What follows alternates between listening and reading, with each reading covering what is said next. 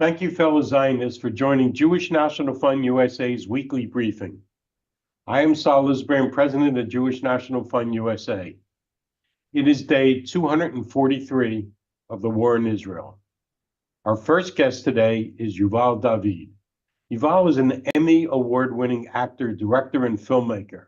Yuval appears on broadcast news programs in the US, Israel, and internationally as a news commentator and writes articles for international publications.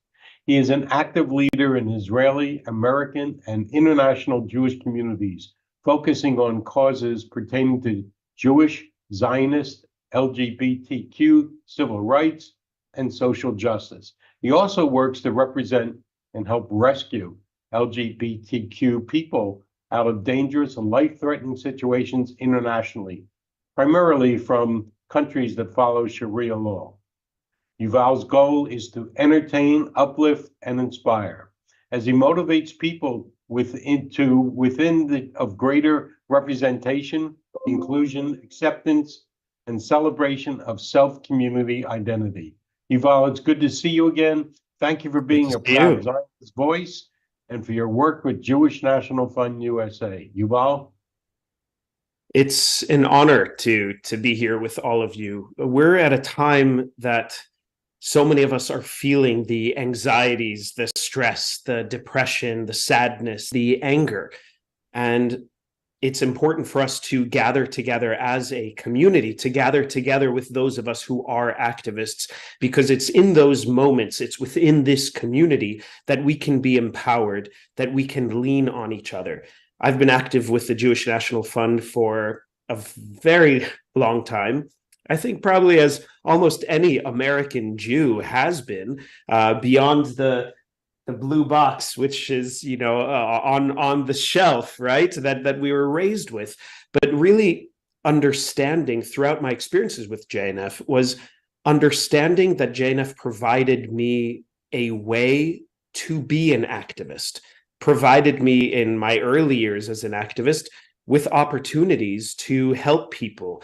And for me to give back to JNF is beyond an honor, because it's the same thing for me to give back to the Jewish community is beyond an honor. I was raised to understand what it means to be a proud Jew, to understand what it means to have a small family, to be a grandchild of Holocaust survivors, to be a child of Israelis who fought in wars to make sure that our country, that Israel and that our people remain, and that I have a responsibility to be a warrior for our people, utilizing whatever talents and skills that I can apply to it.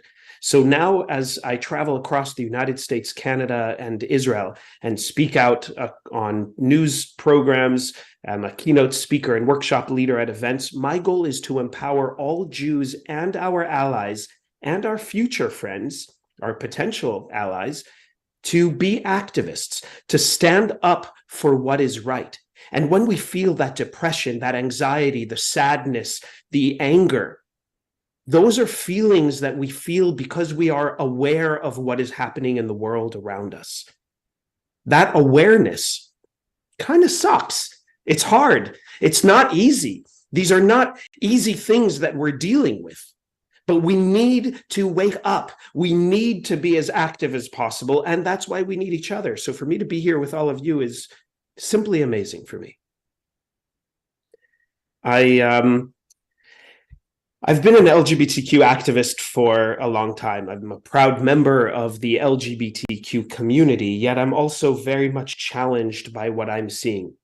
I've been raising the red flag about anti-Semitism within my own liberal, progressive, left-leaning, and LGBTQ communities, including within the Hollywood communities, with my work as an actor, as a filmmaker, as a news commentator, and as an activist in all of these different places. I've been seeing the anti-Semitism rising, the hatred of Jewish people rising.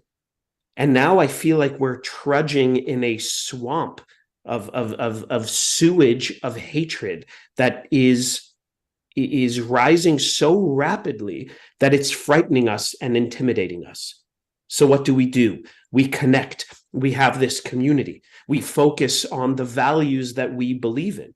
Because to be a proud Jew and to be a Jew isn't only about our belief in Hashem and the books that we read with the words of our rabbis, the matriarchs and the patriarchs of our Jewish people. But it's to focus on the values of Judaism. At every bar and bat mitzvah, we hear, as you'll hear from Masha soon, who deals with teenagers, they'll talk about tikkun olam, tikkun olam, tikkun olam. Yes, we're raised to understand that it is our responsibility to focus on tikkun olam, repairing of the world. But we also have to focus on tikkun hanefesh, repairing of the soul. And then as Jews in these books, we say, well, what is the soul? What is the nefesh? Is it my own soul? Or is it the spirit of our people? Yes, and yes, we are at a time that we must repair the spirit of our people. And when I feel downtrodden, and when I look at the messages that I get on social media, thousands of hateful messages saying today, they're saying, even LGBTQ activists wrote to me today, wishing that the man with the little mustache would come back. How lovely is that? But you know what? I know that I can call Jody Bodner if I'm feeling really stressful, because not only is she with JNF, but she's a friend. And she's somebody who's doing a lot of work. So if I feel weak, I can lean on other people who are doing something as well. So that is the tikkun hanefesh, repairing the world. Well, we're all doing it. We all have to do it. Is it my world? Is it all of our worlds? Is it even the worlds of the people who hate us? What do we do about them? And then there's tikkun haguf, repairing of the body. Is it my body? Is it my physical body? Making sure that I rest enough, that I can battle on, that I can travel across the US speaking and activating Jews and our allies, but making sure that I also take a moment to relax, to understand what the concept of Shabbat really is, to have that rest so I can be the valiant Zionist, to be the lion that's fighting for our people. But is tikkun haguf also the body politic? Our body politic needs to be repaired. That's why we're talking about Jewish unity. That's why organizations like JNF and hundreds of other Jewish organizations exist, because we need to repair ourselves. And this aha moment that so many of us are experiencing, especially Jews in the Gola outside of Israel, and those of us in North America, in the US and Canada, we're now realizing why the Jews of previous generations were very insular and focused on helping the Jewish community and helping each other and supporting each other. And then there were Jews of my generation and younger than me who were saying, yes, but we need to focus on all these other communities and help the other communities. And we started helping other communities more than we helped ourselves. Now is a time that we, as one people, and that includes the Jewish people and our allies, must support each other. What businesses do you support? How about support a Jewish business or a business of allies?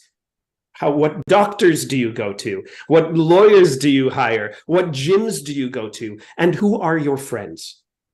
Because probably like so many of you, not only did I lose friends who were murdered on October 7th, but I lost friends here in the United States, former friends who revealed what their real thoughts are, what their real beliefs are, who showed their true colors as not being supportive of the Jewish people of Israel and proliferating the propaganda and the false narratives about what Zionism is. Well, you know what? Those people are no longer my friends.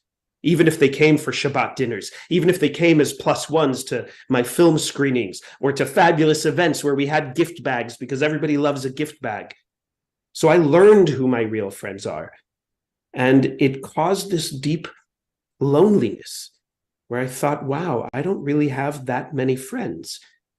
But what I realized is the friends that I do have, like many of you on this call, are my true friends, are the people who I identify with. And those people who are against us, especially the challenges that I'm seeing, like I said, within the liberal, progressive, and LGBTQ movements of people who are speaking out against who I am as a person, actually saying Yuval David is an embarrassment to the queer community because he is a racist Zionist. Whoa, public statements from the heads of LGBTQ organizations that I've been involved with for 20 years. It's pretty shocking. But I don't back down. I was taught not to back down. And I was taught to understand that those people who are so dug in ideologically that it would twist their minds to understand actual facts that should shape their opinions, as opposed to forcing opinions to fit, or forcing facts to fit their opinions. And then there's this reliance that we're seeing amongst my own progressive liberal communities, where they're relying on some sort of self-centered narcissism that reveals a bigotry which is built upon a misdirected discomfort or a low self-esteem. We've seen that throughout the course of Jewish history and anti-Semitism. When you feel bad about yourself, well, you know what? Knock somebody else down. Instead of building yourself up, bring other people down so you can feel better about yourself. And I find that so embarrassing. So I continue to fight, not just within our Jewish community and our allies, but I continue to fight within the communities that are supposed to be about the values that must include Jewish people. We cannot back down. So while we're having these challenging feelings, it's the challenging feelings of awareness. I think a lot about the concept of Etz HaChaim, the tree of life, right? It means so much. We see the symbol in synagogues and in so many Jewish businesses, and I think it's even on the back of my necklace. So Etz HaChaim also reveals who we are and who our community is. Many of us, we have leaf people in our lives. The leaf people, when you look at a tree, you really look at a tree and you see its leaves. But you know what? Those leaves, when the winds are too harsh, those leaves will blow away. And those leaves don't last throughout every season. They will fall. So we have leaf people. We need to understand that some people are not meant to be with us all the time. But we also have branch people, limb people, the ones who will bring all these leaf people into our lives, the ones who allow us to climb up and reach higher, the ones who let us hang off of and do all kinds of stuff with. But you know what? If you go too far with those branch people, they will break.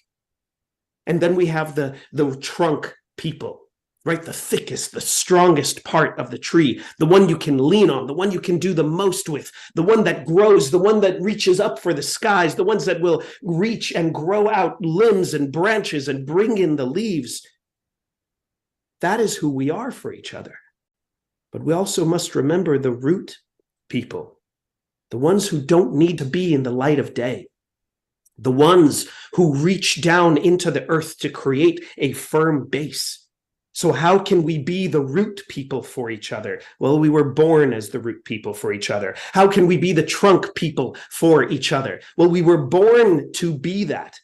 And now we're embracing our strength and understanding that Etz HaChaim isn't just an object that we look at.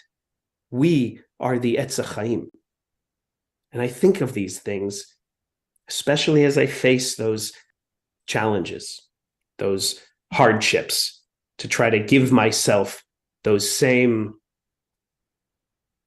uplifting mantras, because I need it as much as you.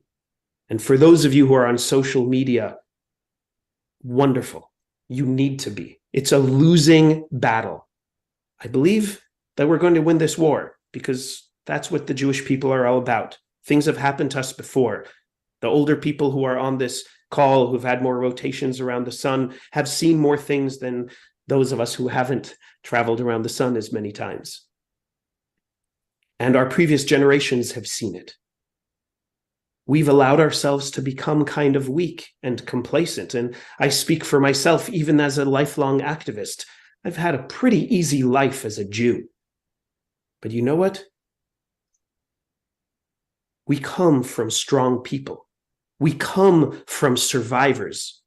We don't come from people who are weak. We come from people who fought for their own lives, which allowed us to be alive, our parents, our grandparents, our great-grandparents. We carry the epigenetics of traumas and hardships, but also of survival and of resilience.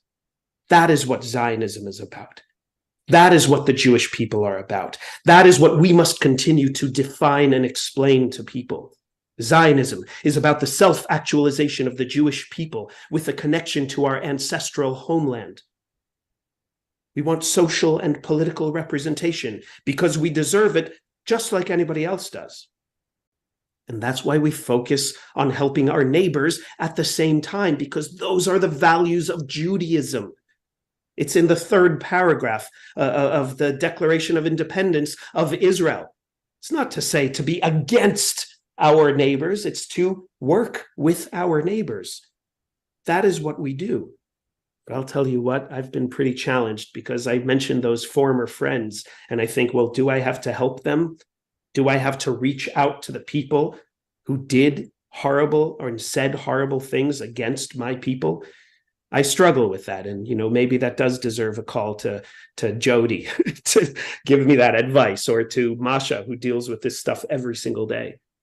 So, long story short, I'm honored to be here. It's amazing to be with all of you. Definitely connect on social media. Those of you who hate social media, at least go on and click like and follow for every Jewish activist, whether they're influencers or politicians or actors or filmmakers or heads of organizations, and just click like, click follow, click share. We're a small people, but we're a mighty people. So Yuval, thank you so much for your inspirational words. Yes, you can call Jody, but you can call anybody in the JNF I'll call you too, family. Saul. I'll call you too, Yeah, Saul. you can call anybody in the JNF family. So thank you so much, and we look forward to hearing from you again. Our next speaker is Masha Merkulova. Masha founded Club Z to provide teens with a platform to connect to Israel, Jewish history, Zionism, and one another. Born in the former Soviet Union, Masha did not know that she was Jewish. As she began and growing up, she began to question her identity, embracing Zionism, realizing that it is a movement of justice that corrects many wrongs throughout history. Before founding Club Z in 2011, Masha spent more than a decade as a Jewish community activist in the San Francisco Bay Area, spearheading efforts to address anti-Semitism on campus and to advocate for Israel. During these years, Masha witnessed the need for teens to have a platform to connect to Israel and Zionism, which propelled the founding of Club Z. Masha is a commentator in print media with op-eds published on Fox News, in the Jewish News Syndicate, and more. Her writing focuses on anti-Semitism, bigotry, and the delegitimization of Israel. The Jewish National Fund USA Baruchin Center is committed to strengthening the lifelong bonds between Americans and the land and people of Israel, and therefore, JNF-USA is a proud funder of the Club Z. Masha, thank you for joining us. Well, thank you very much, Russell and Gary and Viv and Jody for having me here. And I'm just going to jump right in. And I have to say, it's a huge honor for Club Z to be a partner of JNF. And JNF is, as always, you guys are ahead of our times. It is June 5th. Yes, it's a start of the winning 6-day war. It is Yom Yerushalayim, and it's also 2 days before the, 8 months begins of our current nightmare. And what we need is, we need the inspiration. We need the food for a Jewish soul. And I hope that I could give you guys a little bit of hope and a little bit of a light. Gary mentioned that, I came to Zionism with realization that this is a justice movement. It is a restoration of a wrong. It is a justice prevail. We've corrected a 2,000-year injustice. And what could be more inspirational for our young people to grab onto? the good, I always try to find the silver lining among what is happening right now. And here's what I can tell you. There are so many stars that are born in the last almost 8 months, even among our kids, among your kids, and you have seen them. There are some stars that they've taken off on social media, the young man at UCLA, the young woman at UC Santa Barbara, these are the people that you see.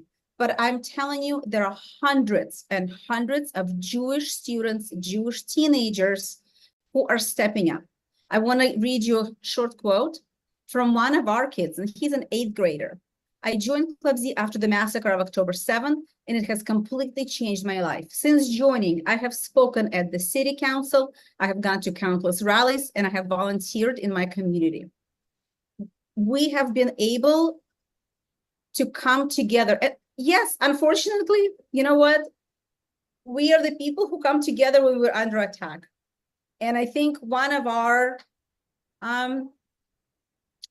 miracles is that we do come together when we're under attack. And look what else has happened. Those of you who have been in Jewish nonprofit world, been in a Jewish, plugged in at the Jewish education, you know that our kids have been under attack on college campuses and high schools for years. But it's one thing to know, and it's another thing to feel it on your skin, right? To feel it when it's your coworker who all of a sudden comes up with a kafia to work. When it's your coworker who puts Free Palestine sticker. When you see your coworker posting from the river to the sea. What is a silver lining for me? It is that now the parents and us adults have realized how excruciatingly painful it is to be in a professional environment and to be attacked simply by the people who are supposed to be your co-workers, supposed to be your friends, and yet they're attacking you at your core of your identity. You're a Jew. Whether you're a Russian Jew, American Jew, European Jew, whatever, Israeli Jew, you're not a Jewish American. You're an American Jew, because no matter where you put a cucumber, it's going to be a pickle. It's going to be a sweet pickle. It's going to be a jalapeno pickle. You are a Jew when you wake up. You're a Jew when you go to sleep. And that is the other thing that we realized, right? No matter how much you're going to try to hide, people are going to find out that you're a Jew, and those that hate Jews will hate you. So you might as well embrace what is our ultimate identity. Who is a Jew? Who was Abraham? He was the disruptor. He uprooted the entire world. So lean into that. Allow your kids to lean into it. Stop hiding.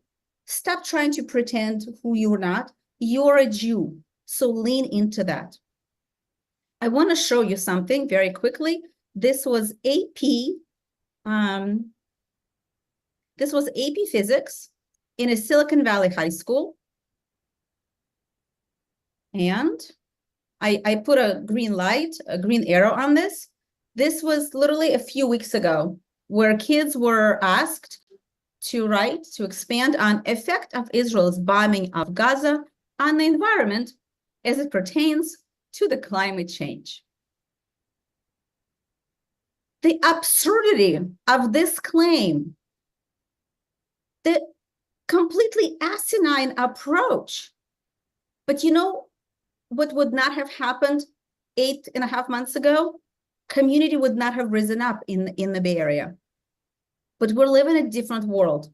We live when we have been woken up to the reality that we are not in a golden Medina of 1970s in the United States. We're at war. And that's the other thing that Israelis now realized, that while, yes, they have 7-front physical war, we here are at war. We are sending our kids to a hostile environment. So what kind of negligent parents are we if we're not preparing them to at least be able to defend themselves? I'm not even talking about defending Israel. Israel is defending themselves. How are we defending ourselves here? How are we preparing our children to defend themselves?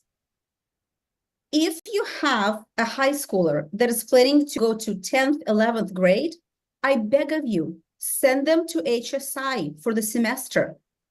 JNF has an incredible school in Israel. Send them there.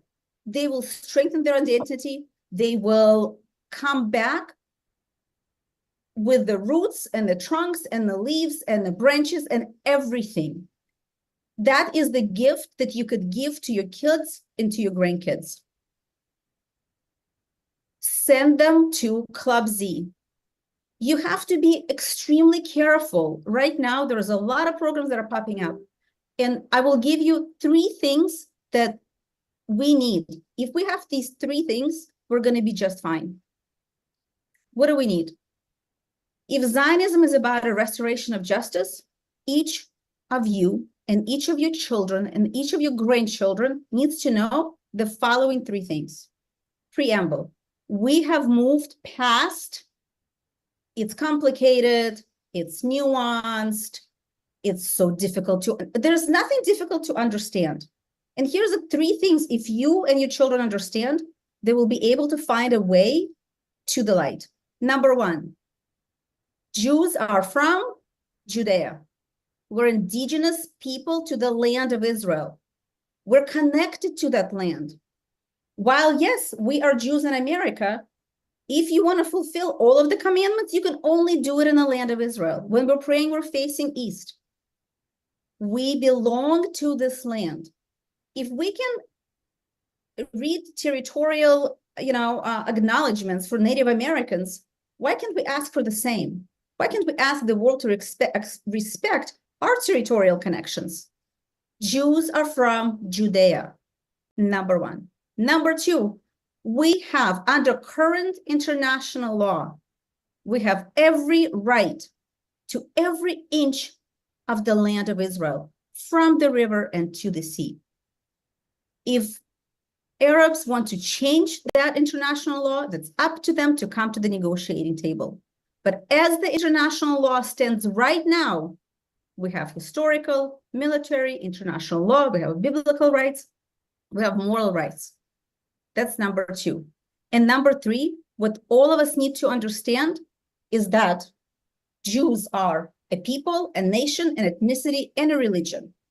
We predate all of these social constructs because we have had a civilization for hundreds of years before anything else came up.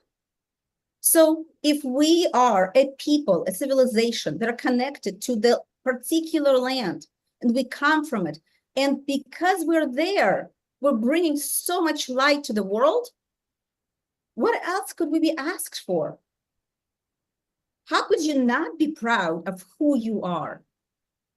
So that is what we need to do. We need to remind ourselves of who we are. And if people accuse us of controlling the weather and having space lasers and controlling the financial world, you tell them, yes, of course we do. Watch out.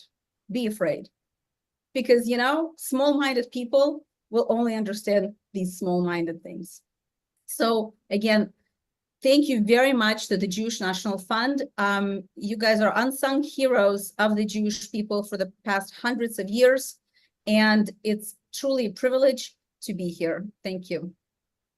So thank you so much, Masha, for your lifelong influence that you're giving to these teens, for mentioning HSI, and for your 3 points of wisdom. So we really appreciate you being part of it today with us. And our 3rd and final speaker is Elie Klein, Director of Development, ADI Negev, Nahalat, Iran. Thank you for joining us again, Elie. We look forward to telling us more about what you're doing.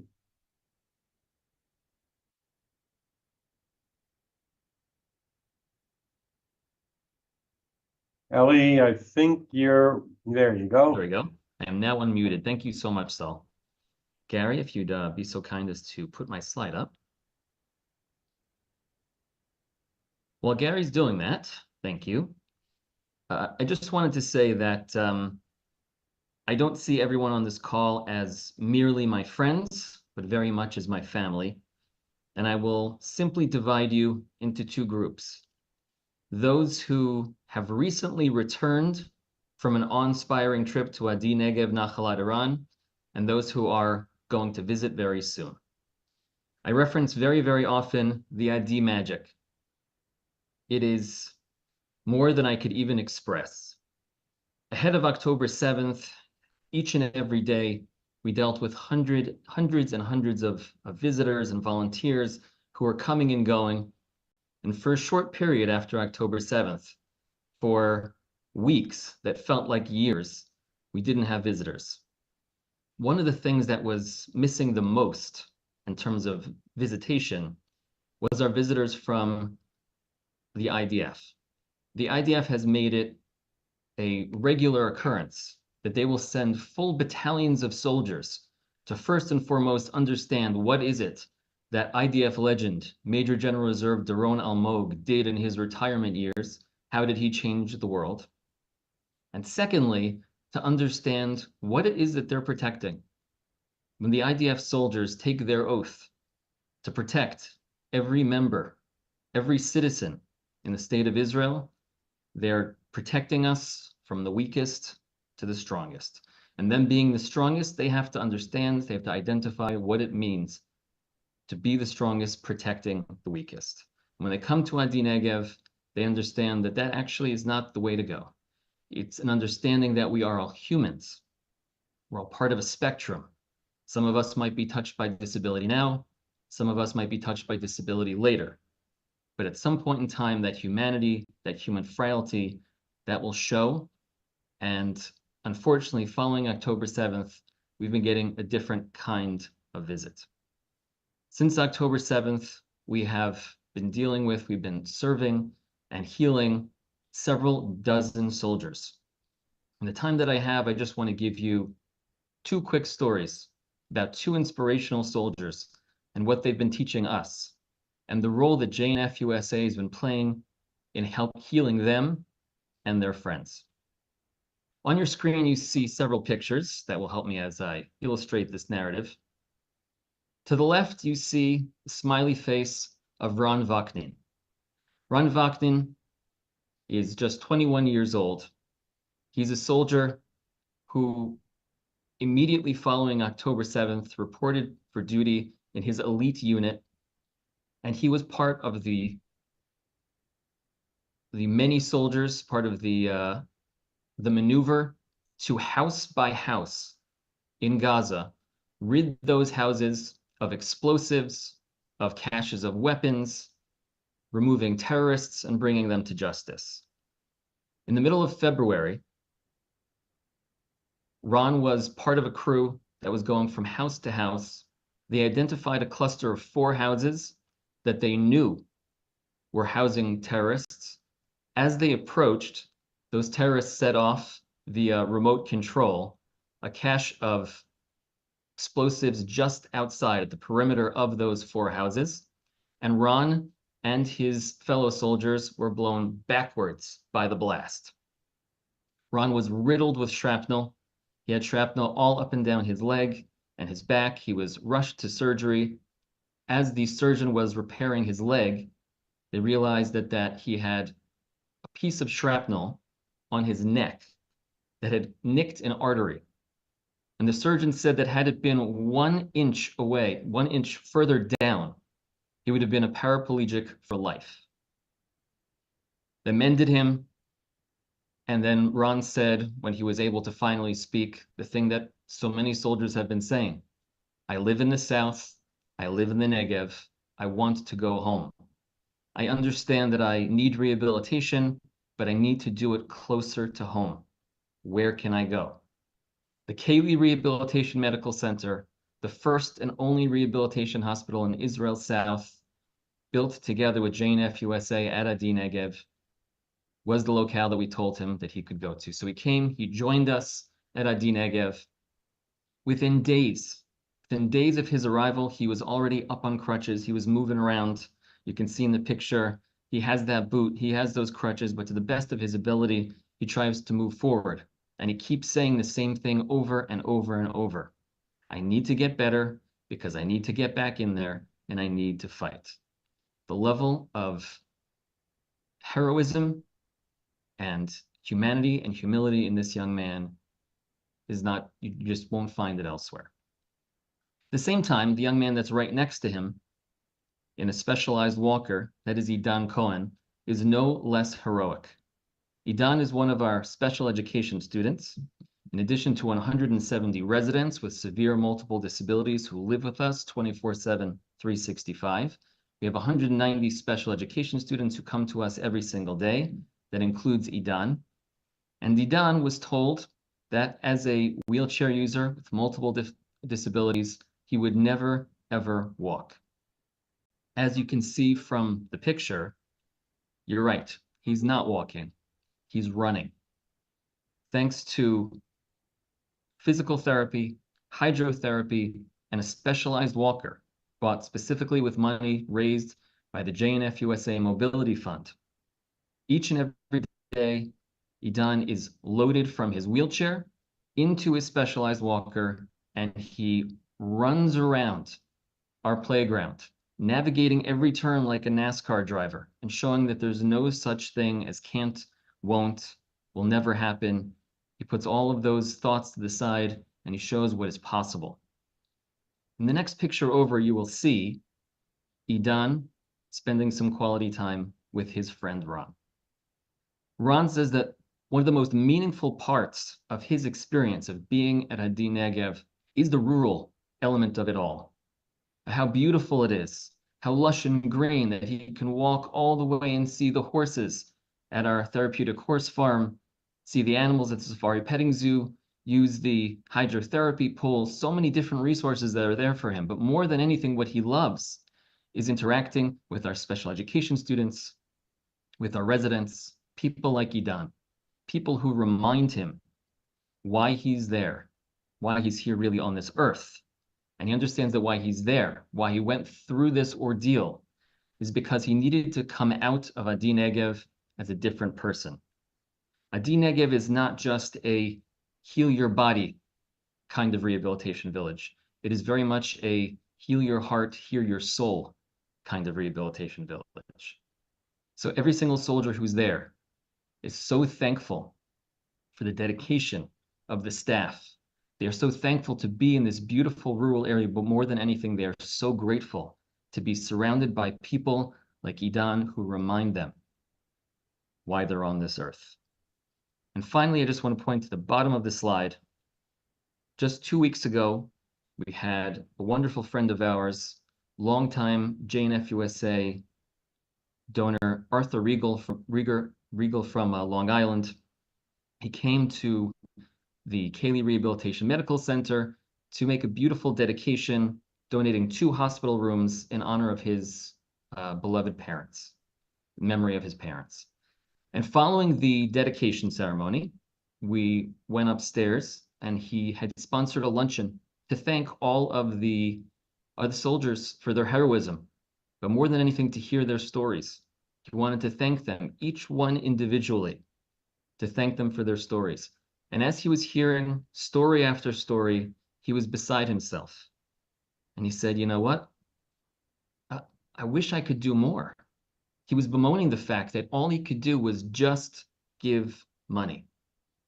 And Or, the gentleman who you see him speaking to in one photo and who's embracing him in the other, Or is an incredible story. He almost lost his life on October 7th. Riddled with shrapnel, he was delivered to Sheba Medical Center, where they miraculously saved his life. Later on, he was delivered to Adi Negev, and he's been getting stronger and stronger for nearly 8 months. He turned to Arthur and he said, you don't understand what you've done. This is not just money. When I came to this place, I was in a wheelchair. I couldn't lift my arms. I was so down and dejected, I thought that life as I knew it was over. But then, thanks to amazing JNF-USA supporters like you, I can now every single day lift my arms over my head. In fact, I lift weights. I run around the gym, getting stronger, thinking about how I'm going to return to the IDF and protect this great country. And most importantly, I can once again lift and embrace my daughter, something I never thought I'd be able to do again. You didn't just give money, you gave me back my life. This is something we have to remember. There's no such thing as a donation, as a dedication, as a gift that's just money. You are giving back life to the people of the Negev and all throughout Israel. Thank you, the JNF-USA family, for always standing with Adi Negev Nachalat Iran and advancing and strengthening the land and people of Israel.